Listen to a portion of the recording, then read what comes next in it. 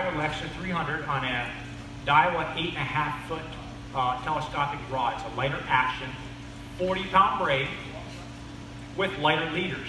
Work very well for throwing these small baits. I wouldn't throw the ball sheds on there, but these extremes and the 22 shorts, 40-pound braid, a little bit more limber, medium heavy, 8.5 foot rod. On the rubber, 8.5 foot, 2 to 10, 2 to 12 ounce rods are going to work very well.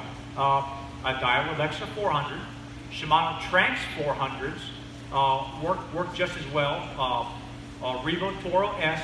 And when you're throwing the rubber, you don't have to worry so much about gear ratios. You have several options. The lower you go in the number, the less line recovery you have for handle turn. And that will make it a little bit easier for you.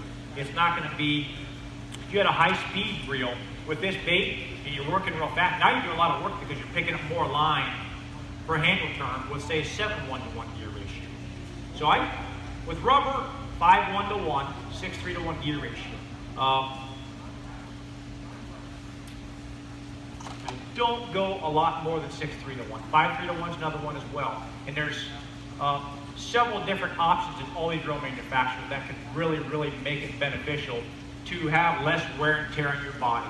I have a lot of customers, they purchase bucktails from me, and they buy a double 10 mag bucktail. There's a lot of pull and resistance on those blades. And if you took a 7:1 to 1 gear ratio bass reel, you're going to have one heck of a time. You're going to make about 4 casts, and it's going to be done. You're going to be wore out, and you're going to be putting that down and grabbing something else. And I do make some, and I have a lot of guys that bass fish that buy my musky stuff to throw in their bass gears. You got to go smaller blades.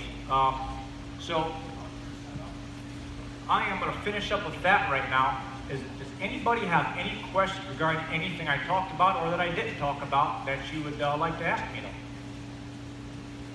Nothing? Okay. I will be back here. Oh, go ahead. What kind of leaders do you do? I have leaders in my booth over there. For throwing this small stuff, when I run my 40-pound braid, I'll run anywhere from a 50 to a 65-pound stranded wire leader. I have some nylon-coated ones that are 65-pound test and 9 inches. When I'm throwing the smaller baits on lighter line, I prefer to throw a lighter diameter leader that's shorter. 6 to 9 inches is always a preferred length for me. You don't want to impede or take too much away from the action of these small baits. A lot of guys will run these small baits with, say, an 80 or 100-pound fluorocarbon leader with a giant number 1 or 2 quick snap.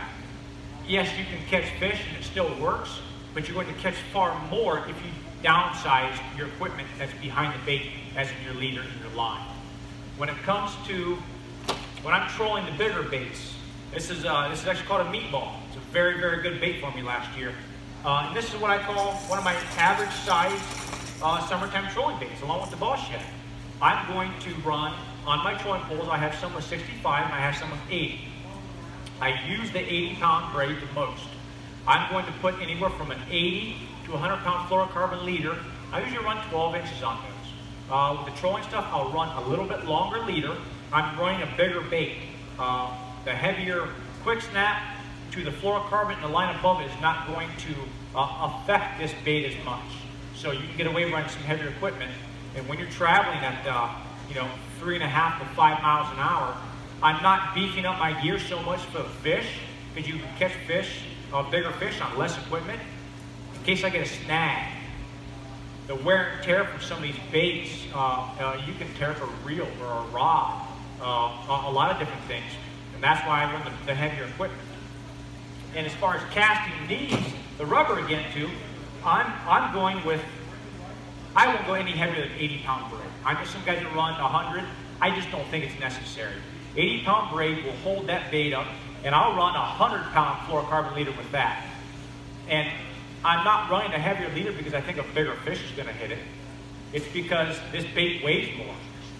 If you make a cast and you get a backlash, as we know, some people with bait casts, they just don't like them.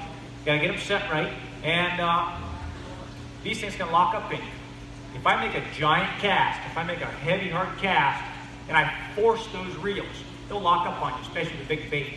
So now you have a bait that weighs close to 3/4 of a pound, and you make a big heave-ho cast, a big long rod, and that reel locks up on you, something's got to give.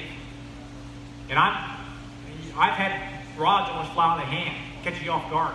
And that big heavy bait that was going this way, now it's coming back this way at you. And everything gets screwed up. But if that happens to me, these things are rolling through the air. And if one rolls, snaps back, sometimes those leaders will snap at a crimp or at a bad point in from previous fish. And with a 100-pound fluorocarbon, that's going to hold up and withstand something like that happening.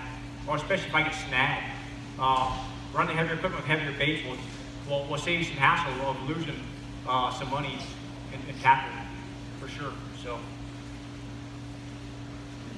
any other questions? Here, who makes that meat? Evan Shoss. Evan Shoss, he's out of Pennsylvania. What's the name of his company? Shaw's Bait Company. It's Shaw's Bait Company. He's on Facebook. That's a poured resin bait. It's not wood like some of these other ones here I have. Here are, but really, really cool bait, really unique action. You have a question? Speeds for trolling. That can vary. I always start 3.5.